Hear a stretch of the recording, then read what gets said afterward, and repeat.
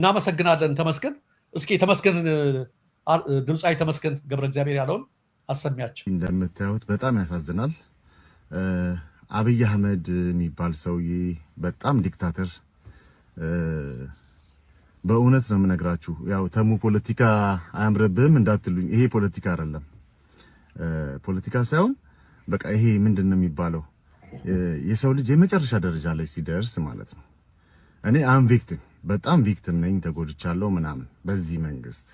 ግን አሁን ደግሞ እየሆነ ያለው ነገር በጣም ፈር የለቀቀ ሆነ ማለት ነው። የአንድ ሰው ብቻ ሀገር ሆነ። እሱ ለመናገር ነው የፈለኩት። በጣም ተዋደው ተከባብረው ያሳደጉን አባቶቻችን ከየት ነው የመጣኸው፣ እንዴት ነህ፣ ማነህ ሳንባባል ያደገን ሰዎች ነን። እኔ ያደኩበት ማህበረሰብ እንደዛ ነው። ሁላችንም እንደዛ ነው ያደግነውና አሁን ምን ሆነ መሰላችሁ የብሔር ነገር ምናምን እንደዚህ። እኔ በእውነት ነው የምነግራችሁ፣ እንዴት እንዳያችሁት አላቅም። አብይ አህመድ የሚባለው ሰውዬ ኦሮሞም እኔ ኦሮሞ በጣም ጥሩ ጓደኞች አሉኝ፣ እነሱን እንኳን አይወክልም። እና እባክህ ከኢትዮጵያ አናት ላይ ውረድ የሚለውን መልእክት መናገር ፈልጌ ነው። ይሄንን ማስተላለፍ ስለፈለኩኝ ነው።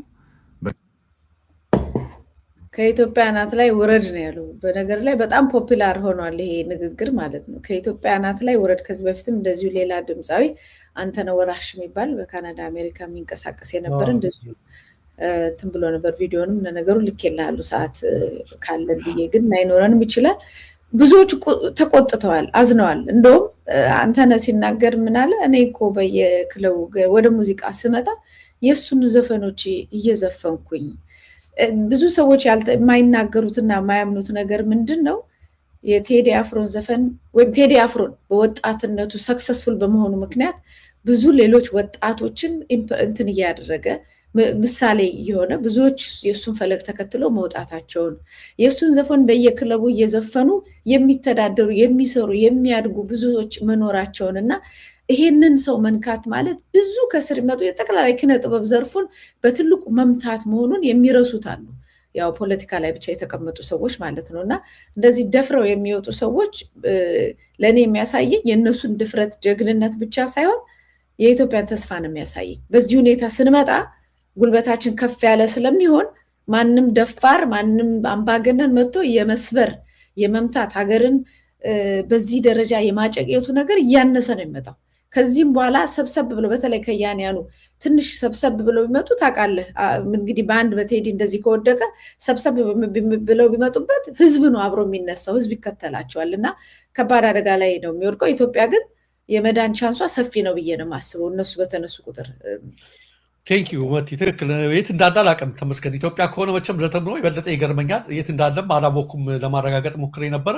ጎበዝ ዘፋኝ ነው፣ ታዋቂ ዘፋኝ ነው። ያንተነህንም ነገ ከነገ ወዲያ እናቀርበዋለን እንዳልሽ ሁሉንም ደፍራችሁ መናገር ብዙ ከሆንን ካናታችን ላይ ውረድ ነው ያለውና በጣም ታዋቂና ስመለከተው እንደውም ዩቲዩብ ላይ 10 ሚሊዮን ምናምን ሚሊዮን ያሉት ሙዚቃዎችን ተወዳጅ ሙዚቀኛ ነውና እንደዚህ መድፈር መቻል አለብን ብዙዎቻችን የሚለው ለመናገር ነው።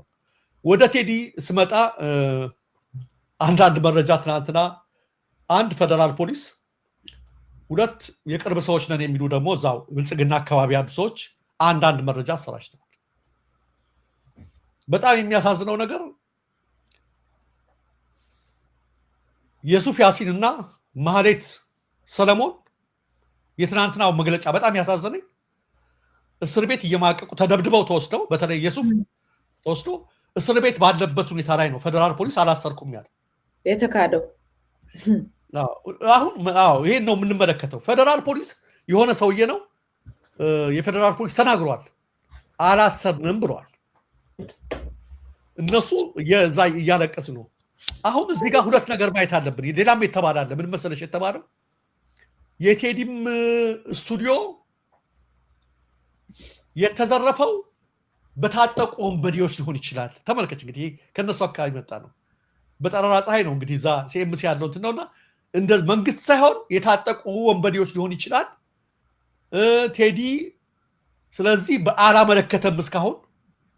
ነገር ግን ለሚቀርቡት ሰዎች ፍትህ እፈልጋለሁ ብሎ መናገሩን ሰምተናል የሚል መረጃ አሰራጭተዋል። አሁን ምን መሰለሽ ልል የፈለግኩት መቲ ሰሞኑን ሚሊዮን የተባለ የአዲስ ስታንዳርድ ጋዜጠኛ 15 ልብ በሉ 2 ሳምንቱ ነው ከጠፋ መሻገር አልቻለም ከሴት ጭንና ባት እውነት ላይ የቆመው የቴዲሻ ጸጋ በቀናት ደረሰ ከሚሊዮኖች ጋር ይላል ይቺ ነው የጻፍኩላችሁ ብዙ ቅባት ሲሸጡ ይውራዱ እነሱ ዘይት እያሉ በእግዚአብሔር ጸጋ የታሸ እያሉ ቤቱን የንግድ ቤት አድርገውታል የወንበዴዎቹ ዋሻ አድርገውታል ዘይት መሸጥ ነው ደቡብ አፍሪካ ሲመጡ መሸጥ ነው ሌላ ቦታ ያውም ስቲከር ሁሉ ያተሙ የነሱ በእግዚአብሔር ቃል ታሽቷል ያሉት የነገዱበት ቅባት የታደረገ ኢትዮጵያን የታደረሳት ህዝብን እስጋ ምን ኢንፍሉዌንስ ፈጠረ ምን ተጽዕኖ አመጣ አጭበርብረው ከመብራት ውጭ እምነቱን ከማበላሸት እውነት ሳይቴዲ እውነት ሃይማኖተኛ ነኝ ያላለው ምንም ነገር ነኝ ያላለው የእግዚአብሔር ጸጋኔ ላይ ያለ ያላለው ቴዲ እውነቷን ሲገልጥ አንድ ሳምንት ባልሞላ ጊዜ ውስጥ 100 ሚሊዮን ገባ ዛሬ እንደው 110 ሚሊዮን ነው ዛሬ ስንነጋገር መቸነት ግን የሚገርምሽ ከትናንት በስቲያ በ8ኛው ቀን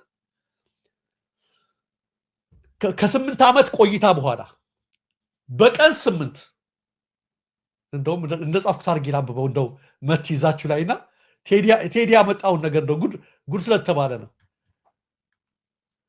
ተአምር ነው ብዬ ነው በቀን 8 በ8ኛው ወር በ2018 ከ8 ዓመት በኋላ አልበም ካወጣው ከቀኑ 8 ሰዓት ላይ የ8 ዓመቱን አገዛዝ ያዝረከረከው ኢያሪኮ በ8ኛው ቀን 100 ሚሊዮን እይታ አገኘ በ8 እና አብይ ከ8 ዓመት በኋላ አገዛዝ ሆኖ ማለት ነውና እንደው የሚገርም ነገር ነው ልልሽ ነውና ቴዲ ምን አደረገ እነሱ በስንት ነገር ሲያጭበረብሩ ምን ሲያደርጉ ቴዲ ከነሱ በላይ ሚሊዮኖችን ነካ ሚሊዮኖችን ከዳር እስከ ዳር በአገር ውስጥ በውጭ የነሱ የችርቻሮ ቅባት የትም አልደረሰም እግዚአብሔር ከእውነት ጋር እንጂ ከአጭበርባሪዎች ጋር አይደለም መጋቢ ሐዲስ እንደተናገሩት ከአጭበርባሪ ሰባኪዎች ከአታላይ አገልጋዮች ይልቅ እውነተኛ ዘፋኝ ይበልጣል እነ ፓስተር ደረጀ ብለውታል ስለዚህ ምን አደረጉ ተቃጠሉ ቀኑ እሩ ያላከሉም የሱን ያህል